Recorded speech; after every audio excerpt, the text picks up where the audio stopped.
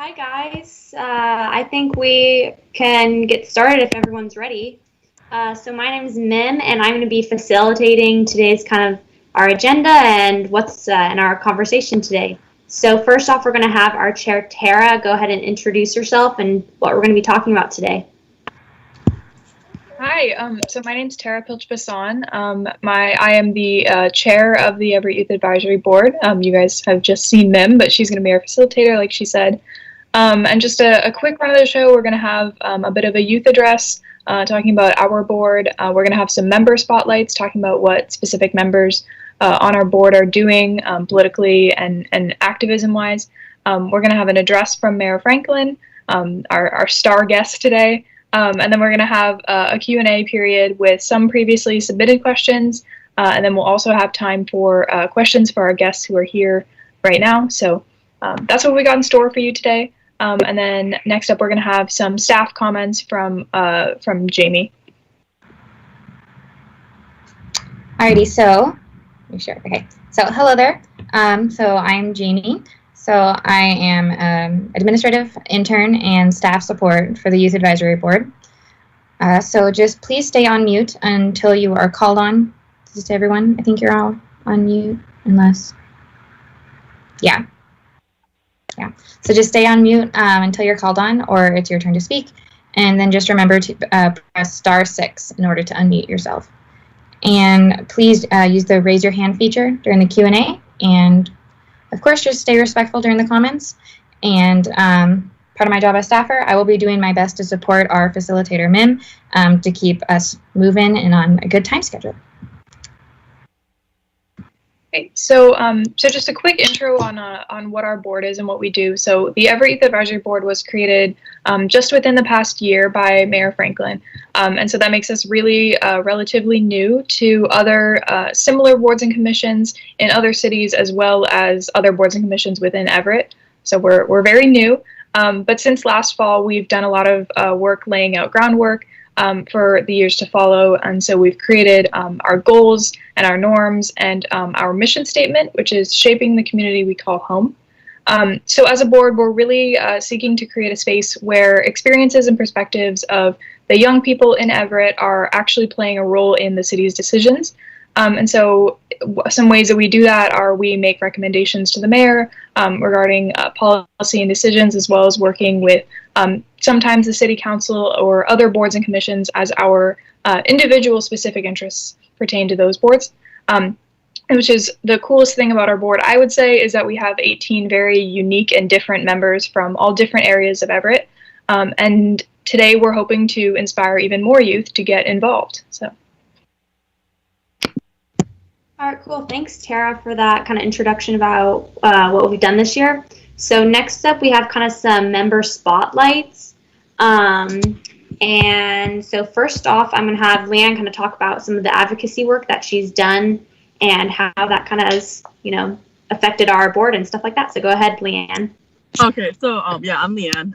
I would just say for me, this has been like a really beneficial experience because I just graduated. I'm a senior, and so like all through high school, I was like, I feel like I can be doing more. Like honor society, sure, but I was like, I really want to do more. And so this year, got the great opportunity to be here, and for me, it kind of plugged me into my community. Like, it brought this kind of sense of grounding and connection, because I'm sitting here with all of our members and we're talking about our community, and it really made it kind of a tangible thing that I can more interact with. And so, from there, I've gone and, attended protests and, I'm currently like helping the NAACP increase voter turnout in people our age. And so it's been kind of a way for me to like plug in, see that there was more out there to do and connect with other people that were like-minded. And I would say 10 out of 10, it's been an awesome experience. All right, cool. Thanks, Leanne. Next, we're going to be having Grace talk about some of the board she's participated on. So go ahead, Grace. Yeah, so my name's Grace, like Mim said. On the Youth Advisory Board, we have this incredible opportunity to attend various boards and committees within the city that are interesting to each individual interest. I personally participated on the Historical Commission. However, there are other boards such as the Animal Shelter Advisory Board, the Cultural Arts Commission, Diversity Advisory Board, and many more that as a member of our board, we can and have the opportunity and privilege to attend. After the meetings of those commission or advisory board meetings, we then report back to the Youth Advisory Board and Mayor Franklin herself to discuss what the committees are planning to do and how that relates to the city and to youth ourselves. Cool, thanks, Grace. Next, we're going to have Joe talk about the budget committee that he sat in on. So go ahead, Joe. Hi, everyone. So one of the best things about being on the Youth Advisory Board, from my experience, like Grace said, was the opportunities that were offered to us by the staff lead, Nicole. So a few weeks ago, Nicole called me and asked if I wanted to be the youth representative on a short-term committee to advise the mayor on fiscal issues. The specific focus of the Fiscal Advisory Board is to look for solutions to the growing deficit in Everett's budget.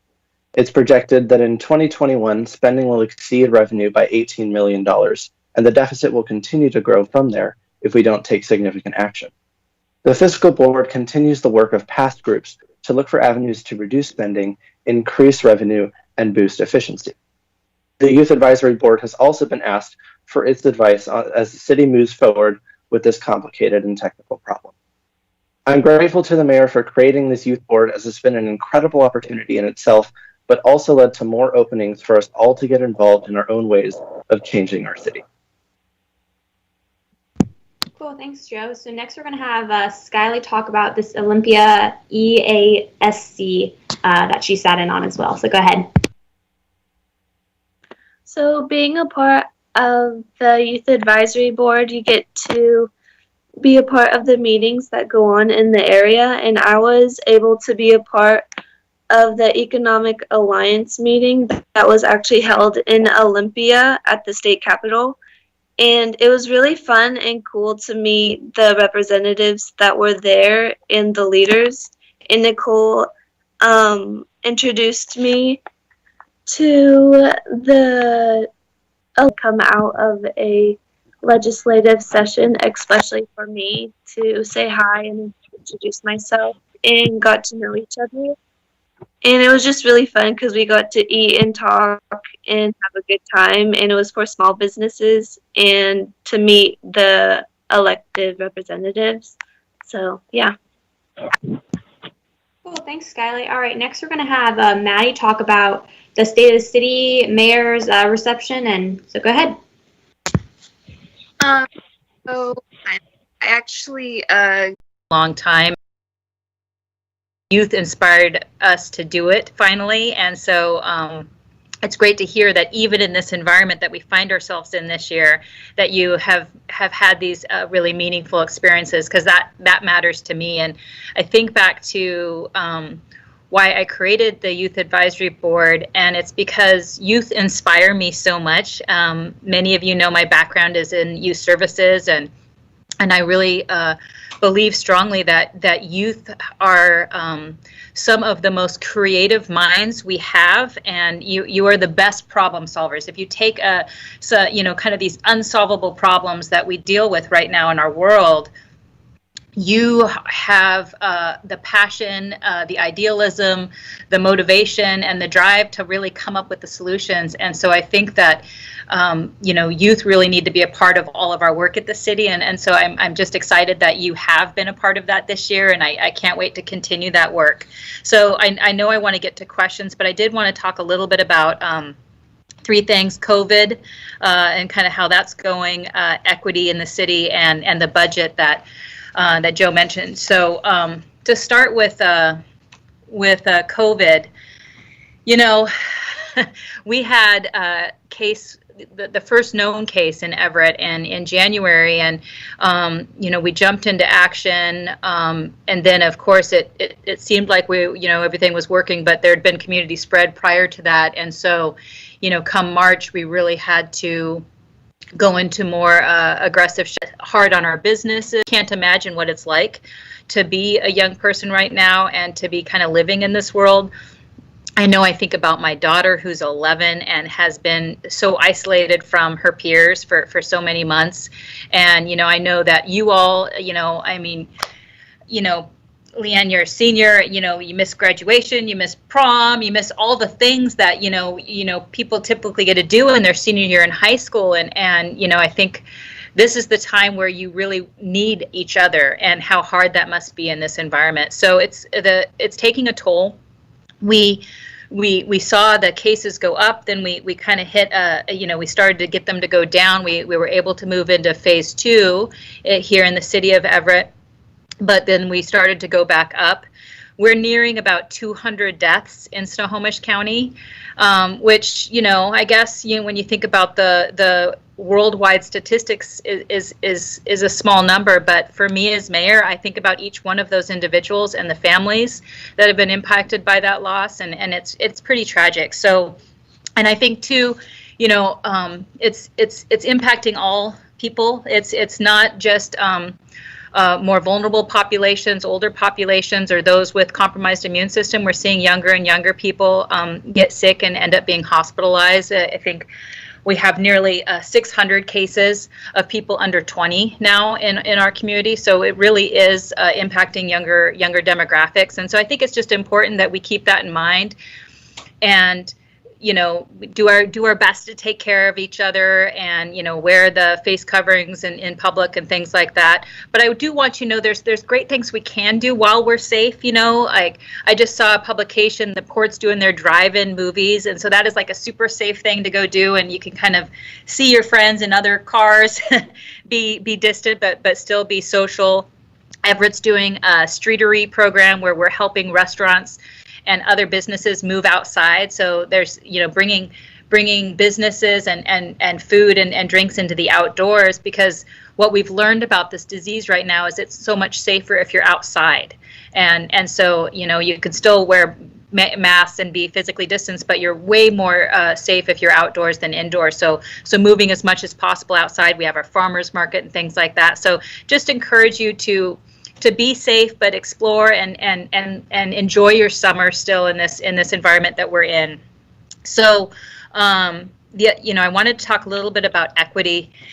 I'm glad you mentioned the listening session, Maddie. We're doing a number of those ongoing now with our new equity manager. So another position that I'd wanted from the time I became mayor was equity manager, director here at the city, to address some of the issues of systemic racism and inequities that I saw here in the city of Everett. And it was hard to kind of budget and plan for this, and we finally were able to make that move, and I promoted Kay Barnes, who's just amazing, and she is now leading the charge for the city, working with other partner organizations and reaching out to our BIPOC community to really hear and listen to the concerns and the issues, and then take that information to implement the policy changes that we need to do as a city to ensure that we are a safe, inclusive, welcoming, supportive community for all of our residents and for all of our staff. So she's focusing both internally and externally,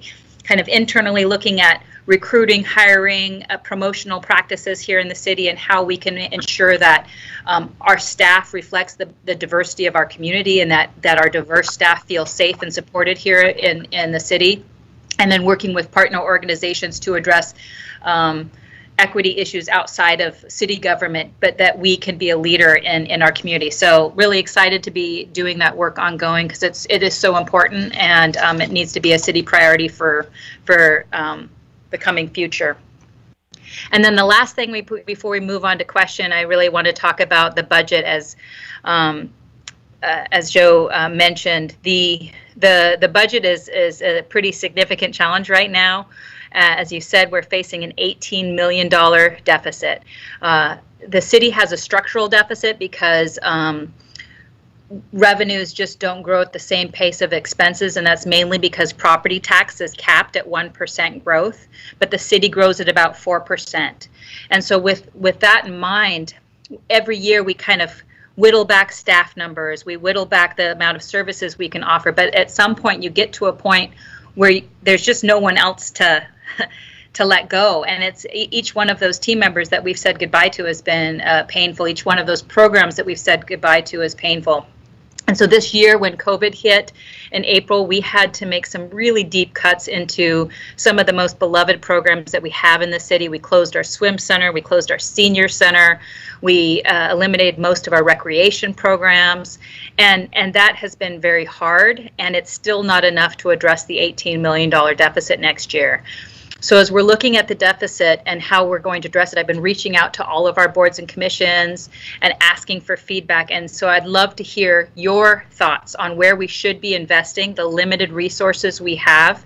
You know, we're making cuts to every department in the city. I made massive cuts to my department. And so when we have such limited resources, I want to hear from you what impacts your quality of life most. Where would you like to see the city invest those dollars?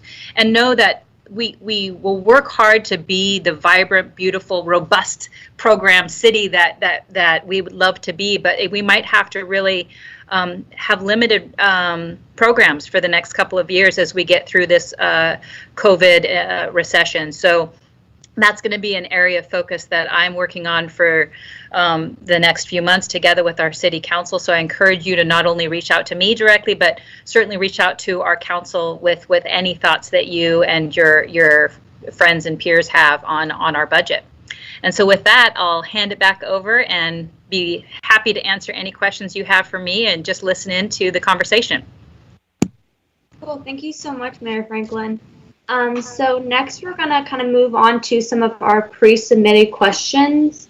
And so first off, we're going to have Reese read off one of the pre-submitted questions we got. All right, so this question is for Mayor Franklin, and the question is, how are we going to accommodate for those who lost their homes or businesses during this economic crisis? Thank you, Reese. Really good question. This is something I have had a lot of residents reach out to us about. We're certainly seeing an increased number of those experiencing homelessness on our streets. Right now, I think a lot of it is because many of our shelters and programs that traditionally serve families and individuals experiencing homelessness are operating at a much reduced capacity. So that puts more and more people outside. The city has done a few things to try to help. Obviously, we started with an eviction moratorium, and now the governor also has an eviction moratorium. So that is helpful. We did an Everett Cares grant program to help support small businesses with about $500,000 in grants for small businesses, so that families could hopefully get enough to retain their businesses or keep their employees employed. And we also had about $500,000 that went to nonprofits, many of which are helping folks experiencing homelessness to try to support those organizations. We have our next round of grants that's coming out, and again, we'll have a bunch of grants for small businesses, and then we'll also have some funding available for rental assistance to hopefully help keep people housed.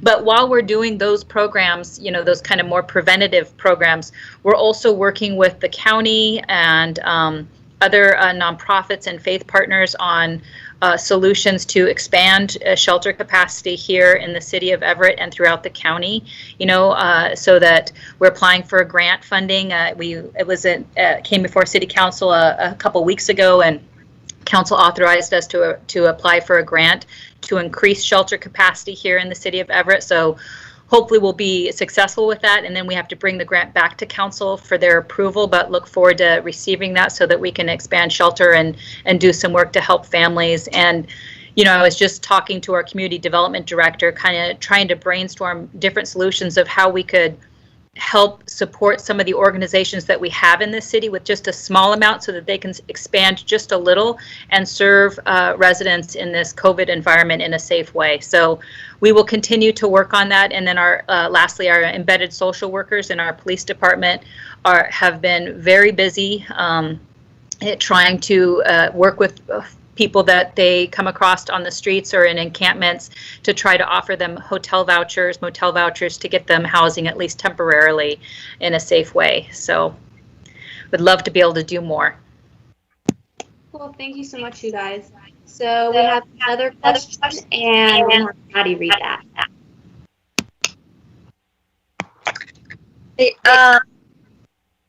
Can you use with us and higher what is being addressed best represents youth of color. So I heard part of it.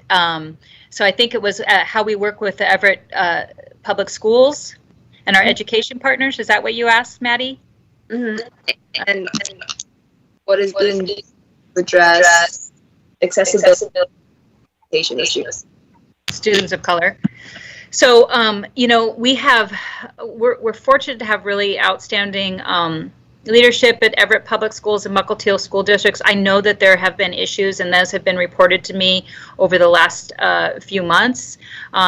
Certainly, I appreciate that people are reaching out to me, and so what I've been doing is reaching back out to the school districts, having conversations. We have a great new kind of chief equity officer at Everett Public Schools, and she's just amazing, and I know she's really passionate about this. I've also been in touch with Everett Community College and WSU, Everett Community College in the city, and Everett Public Library are going to partner on kind of a citywide reading program to help educate our community on racism and how to be anti-racist and be you know, better humans. So you know, I think the city, sometimes there's confusion. The city isn't over schools, right? We are not responsible for what happens in school districts, but I feel that my job as mayor is to really partner and to bring up the issues that are brought to me. And, you know, I know that Kay Barnes, our new equity manager, looks forward to working with the equity officers at both schools. At Mukilteo School District also has an amazing equity officer, Maria, who I've worked with for many years here in the city. She used to be at Everett Community College. And so I think we've got some really passionate new leadership in these areas, and I look forward to working with them to create some programs to help our community through this and to certainly help the students in our schools. Cool, thank you. So now Kevin, our last submitted question. Hello, this is a question for Tara. What are some good ways for youth to get involved in the community? Thanks, Kevin. That's a really good question. Okay, I don't know if it's going to keep echoing. It's okay. Okay, all right, we'll just power through it. Okay, so I think that one of the most important steps to staying engaged in the community is being informed on things going on. So obviously, social media is a really good tool for us to start to familiarize ourselves with these bigger issues. And then you can start to kind of narrow that down and find which issues you're specifically passionate about and start really looking into what's going on in your community with regards to that issue. So for example, say you're really passionate about the environment, you could start to look into what exactly the city of Everett or Snohomish County is doing to address climate change. And so I think that starting big with an issue that you really care about and then starting to narrow that down and look within where you live and what's directly affecting you, what's being done for that issue. And then another great and easy way to get involved in your community is to start looking into things like city council or school board or county council or LD meetings. And if there's something that you want to express to those bodies, you know, don't be afraid to do so. They're elected to serve you. And a lot of those meetings are open to the public, and if they're not open for you to speak at those meetings, you can absolutely email, call, and contact those representatives. So I think that's a really easy way that it seems kind of daunting at first, but it's a really good way to start to get involved, is to just show up to those meetings, or if you're feeling more brave, then to reach out to those elected officials. And then I'm going to end this off with a shameless recruitment plug, but right here in Everett, we're going to get back. We're going to get into this later, but applications for this year's Everett Youth Advisory Board are open right now. And I think most of our members would agree that this board has been a really, really great way to kind of connect ourselves with other areas in the city and different projects that are going on. So not only expressing our opinions within the Everett Youth Advisory Board and as our board, but also to kind of start building our networks and get involved in other projects that really pertain to what each of us is individually passionate about. So yeah, those are some ways to get involved in your community. But the biggest step is just putting yourself out there and recognizing that anything you have an opinion on, anything that you want to see changed, you can absolutely, you can talk about that, and that you can make your voice heard. Cool, thanks you guys. So now we're gonna be moving on to our kind of questions from you guys, the audience. So just a reminder, if you have a question, use the raise your hand feature. And if for some reason that's not working, maybe just raise your hand on the screen too, so me or Jamie can see you guys. And yeah, so if you'd like a question specifically asked by Mayor Franklin or a board member, just say so, or we'll try to kind of dish those out most appropriately. So if anyone has any questions, go ahead.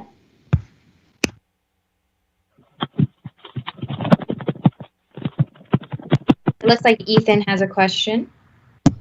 All right, so Ethan, unmute yourself and go ahead. Hello, Mayor Franklin. Are you familiar with the 8 Can't Wait policies?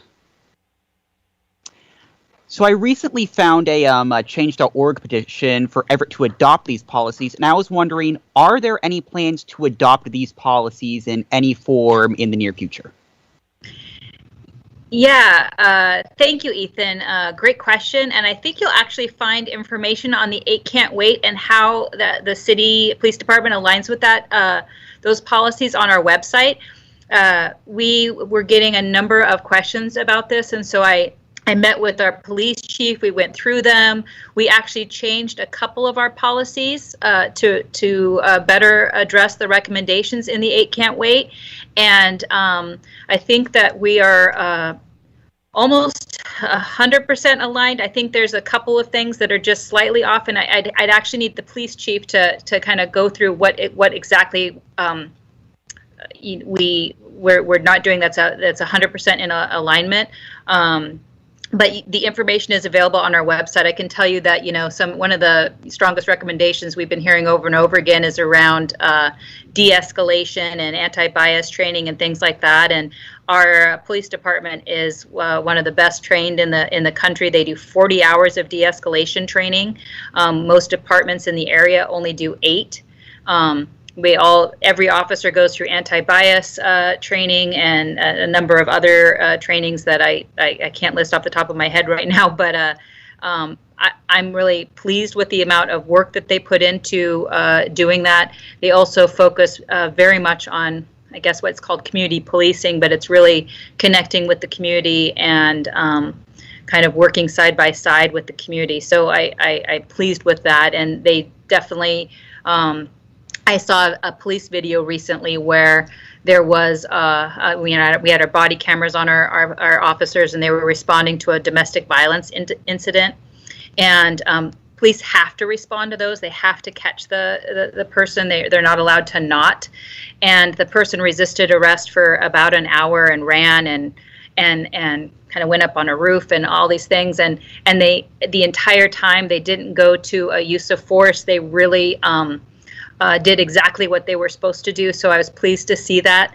It doesn't mean that our department's perfect. Our chief is kind of very much in the mindset of like, we can always do better. We can always learn more. We always have to work to do this to the best possible standards. And so he and his team are committed to that, and we meet regularly to see what we can better do. To be the best department that we can. And thank you for the question. Thank you for your answer. That was very comprehensive. All right, cool. Thanks, you guys. So, does anyone else have any questions? I'm Julian Older, by the way. And Mayor, what is our next step for education reform?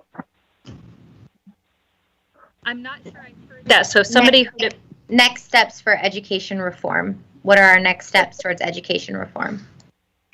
Another great question. I think I would have to defer you to the school districts, both the superintendents and the school boards, to know what might be coming down the roads with education reform in K-12.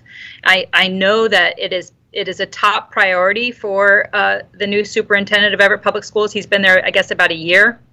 and his team. And I also know the equity officer and the superintendent of Mukilteo schools, and the new equity officer is just a champion. So I think there's going to be good things coming out of that, and but I would have to have the schools answer on what they see coming down the pipeline for that. Thanks for the question. I'll actually go on say something that, because you're a mayor, right? Yes, I'm mayor. I wasn't quite sure. I heard the first part. I'm so sorry. You're a mayor, so I was saying that you have the power. You have power to implement laws, make something happen, tell organizations, a lot of schools, what textbooks can bring in, what not to bring, what to teach, what people can you hire, what people can you hire. You have the power. I do have a lot of privilege and power in this position. You're absolutely right. But I don't have authority over schools. So schools are completely separate. They're governed by a different elected body. The school board is the elected governing body over schools. And so they have the authority to make those changes. I don't. As mayor, though, what I do have the privilege and ability to do is, I can reach out to the superintendents and make a phone call. I could reach out to the school board members and make a phone call. And so as I hear of issues, I absolutely do that. And I can advocate and champion, on behalf of my residents and students and families in my community. But I actually don't have the power to change what's happening in schools. Again, that's the school board. So it's a separate elected body that is over schools and school districts. It's kind of, county's different, the city's different, and the school board, they're all different governing bodies. Thank you. I just want to add one thing really quick. So I kind of wear two hats, but I also am one of the two student representatives on the Everett School Board. So sorry, I didn't catch your name, but if the person who asked that question has any things that they would like to suggest or any specifics like that, my term starts next month, so if there are things that we want brought up at those school board meetings, I actually do have the ability to do that. So I can drop my email in the chat if there's anything you would like me to bring up. But that is definitely one of the biggest priorities of the school board right now. So I'll drop my email. All right. So what I would like, since I'm glad you brought that up. So ethnic studies, Black history taught in our classes. The importance of math, made with money, with budgeting, investing, saving, things like that. But also with a change in English courses and things. But also more representation in white culture in our schools and white privilege. Yeah, absolutely. Oh, and SATs and stuff like this. Eliminate standardized testing. I hear you. I think Esther had a question as well. Esther had a question, so go ahead and unmute yourself.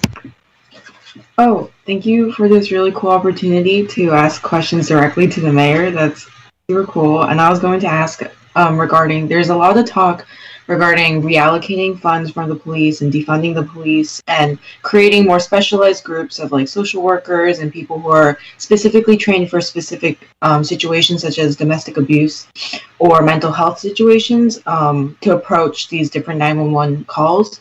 I was wondering what Mayor Franklin thinks about people who want that.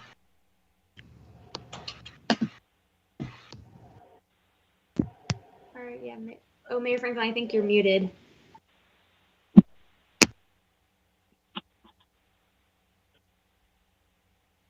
It's not working. There we go.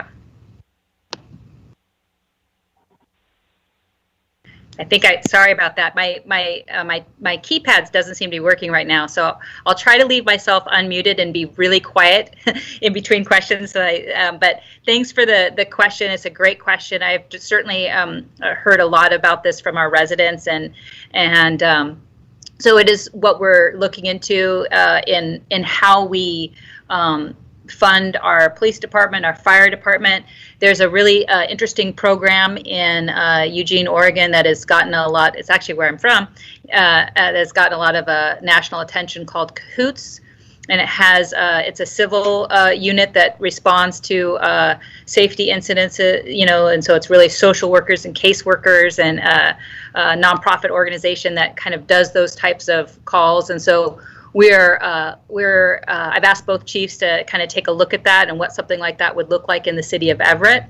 We right now have incredible social workers that work in our police department. So they're embedded in our police department, and we started that program a few years ago.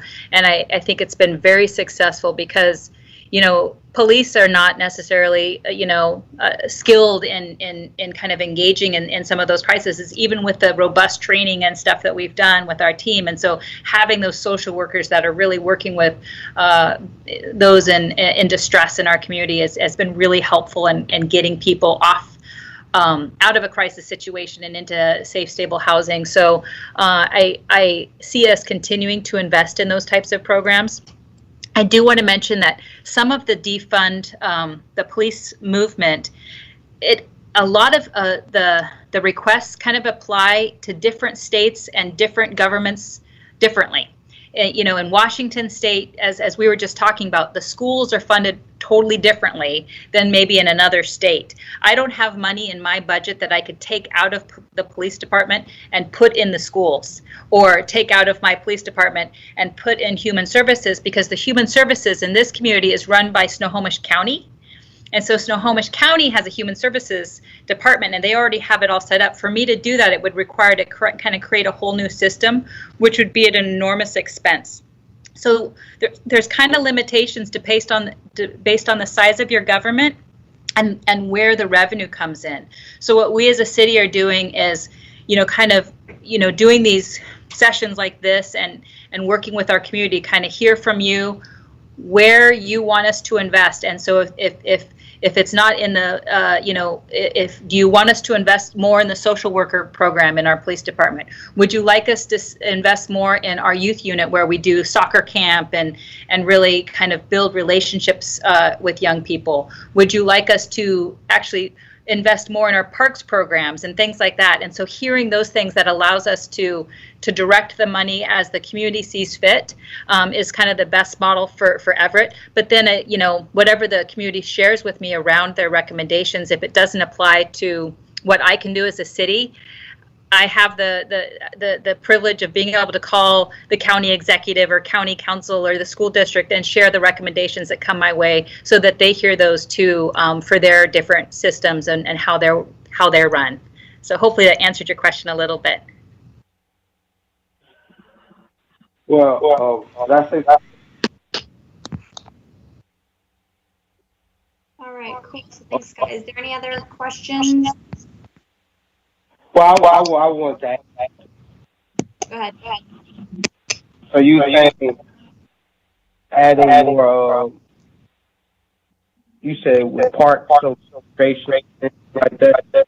I don't believe that we'll need to do that. I think that's another way for people to get higher power, just to prioritize their own agenda. To continue to mess with the economy and the environment. So I think we should put the money to somewhere better. Cassie, I unmuted you to stop the echo. I'm sorry. Okay.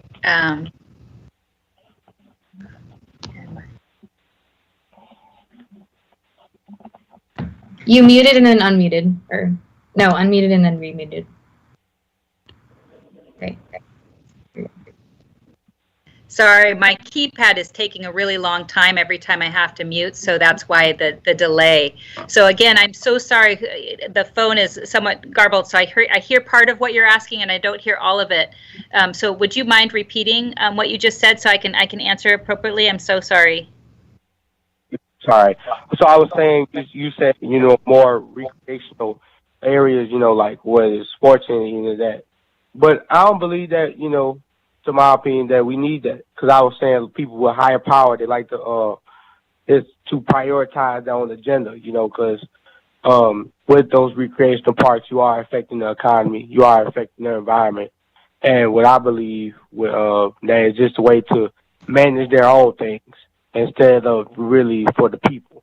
So I believe that something else can better happen. Like let's invest in something better than recreational stuff.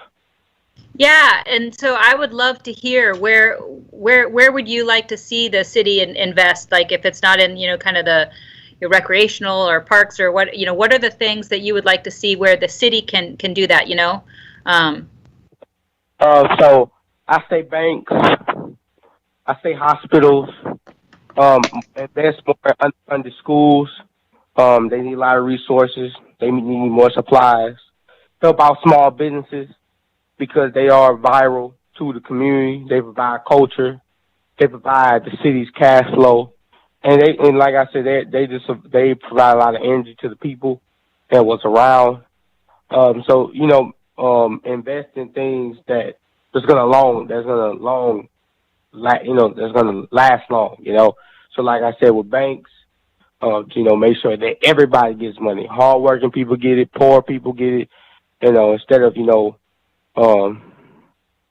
just getting over off other people, and things like that. So mainly with education, all the way down to health. So we need to invest more in education. We need to invest more in health, and things like that. So even including hospitals, help fund with them so they can have all the cures to give to everybody instead of just rich people in power. Well, thank you. A lot of great suggestions there. There's some things that the city can't do legally with our dollars, but one of the things you suggested we can, which is kind of investing in small businesses and things like that. We've just started that. We hadn't done it previously, but we've just started that with some of our grants to small businesses. But we are definitely looking to expand that because you are spot on. It is the way that is helping our community kind of with their livelihoods and support their families and grow their businesses. So you're absolutely right. And even though the schools are separately funded and we can't actually give dollars to schools, one of the things that we have been able to do in the last couple of years is invest in a student internship program here at the city of Everett. And Jamie was one of our interns and she is just amazing. And we had students and seniors in high school work in a number of different positions, not just in the city of Everett, but throughout our community. And the schools needed money for that program, so the city invested in that. So it was like hands-on learning, and so students would get this experience of all the different professional careers that are available to them right here in their own backyard in Everett. And I think that was a program absolutely worth investing in, and it's something we're going to continue to invest in. So that there's a few things that we can do, and it's been great to try to focus on that. So really appreciate those really good suggestions. Thanks. So you said we actually have someone else that has a question. Jamie, go ahead. Hey there. So Cassie, I've done a lot through my little internship at the city of Everett that kind of worked out for me. I was just wondering of some other opportunities that I heard you talk about a couple at the State of the City, so I was just hoping you could shed some light on there for some other intern and just work experiences for young people in the city. Sure. I'll talk a little bit about the types of internship opportunities that we had. Jamie was an intern in the mayor's office, which she was absolutely the best intern. So we had the best intern in the entire city. We were very lucky. But no, we had interns that worked as part of our fire department. Together with our they didn't get to go put out fires or save lives, but they did get to, kind of see a day in the life of fire departments over and over again and work alongside some of the staff that support the fire department. We had interns in our, our public works program and, in our police department and in our legal team. And I know in our local congressional offices, so just amazing opportunities. I visited some interns in a local architect firm and a bank. You mentioned banking on the phone, so it's there's just so many opportunities here in Everett. We're known for aerospace and manufacturing and healthcare, but there's any number of careers in accounting and biotech and planning and development. So there's just been it's been pretty cool to be able to help young people kind of see those opportunities. I know when I was young, it took me a long time to figure out what I wanted to do. And I would have loved to have more of these opportunities when I was your age, so that my eyes could have been more open to what was right in front of me. You think we need aerospace? Because that's just another way for political, economic propaganda just to continue on. Well, aerospace is pretty important to the economy of Everett. You know, I would say for our city's health and well-being, aerospace is a really important part of it, but it is just one part. You know, we have healthcare, the Naval Station Everett, and a number of other amazing employers here in the city. I see somebody else's hand up, so. Oh, sorry. Yeah, I just had also a quick question too about kind of, because I feel like there's been, with all of everything that's kind of new information with COVID and everything, there's lots of new information coming out every day. And kind of how are you guys as like a city promoting or kind of letting the general public know about testing and how our hospitals are doing and just kind of with updates and everything?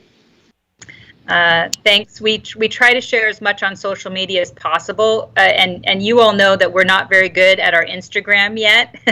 So we will work on that. I know that was one of our youth board recommendations early on.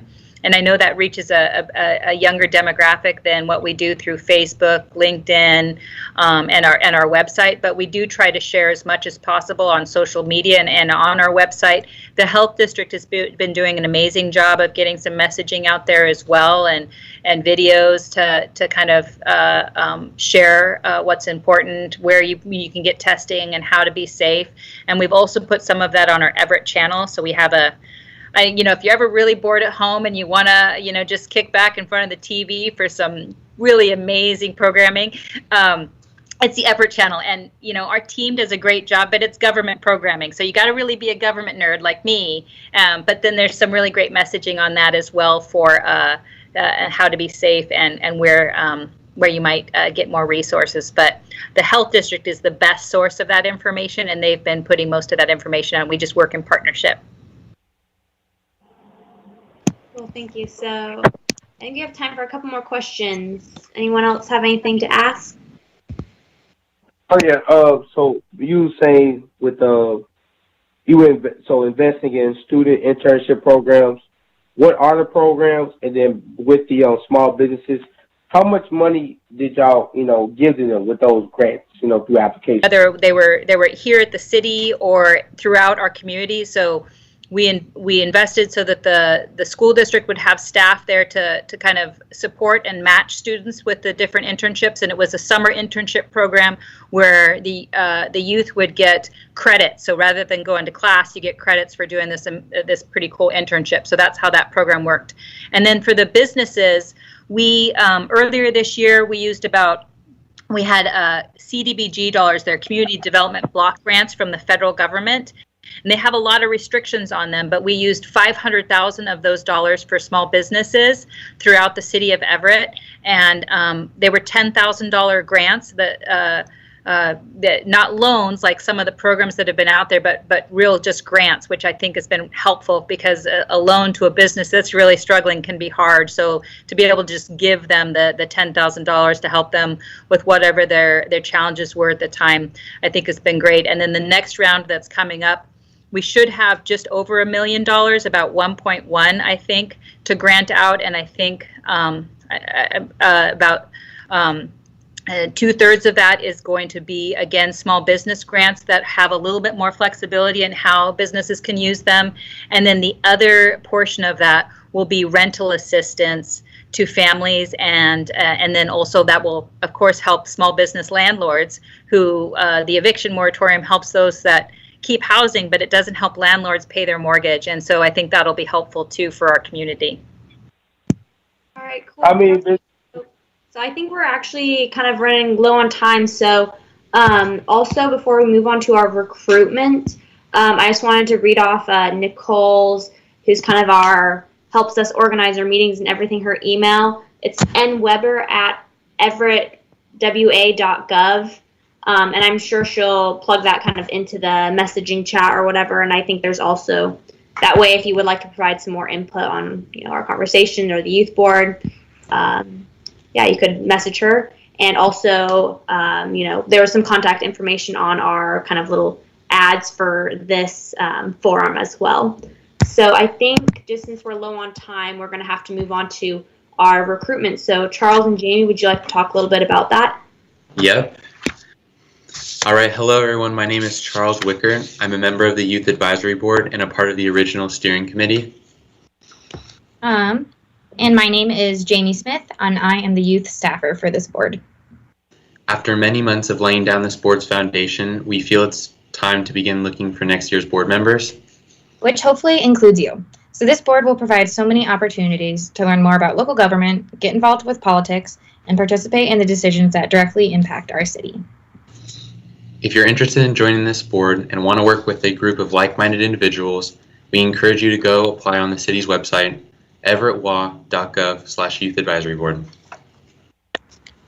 We will be accepting applicants through the month of August. Our first round of interviews will be held on August 18th over Microsoft Teams.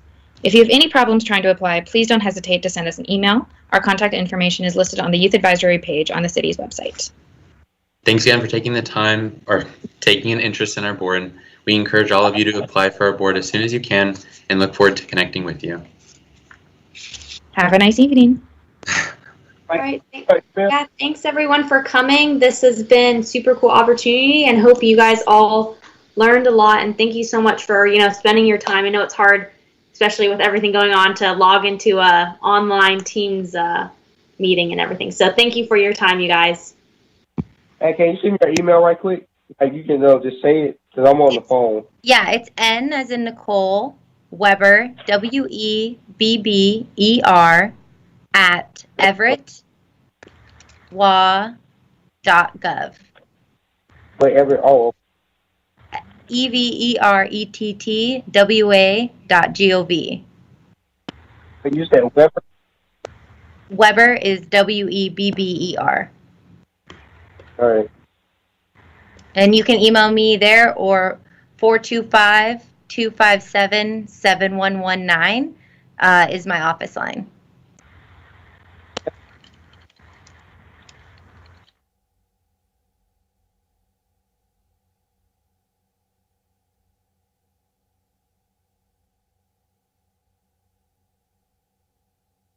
What I was going to say, but thank you guys all for logging on today. Yeah, like Mim said, it's hard to take an hour of your summer and hop on a Microsoft Teams meeting. So thank you to everyone who joined, and hopefully you guys will want to apply, or you'll tell your friends about this, and hopefully you learned a lot about what our Everett youth are up to.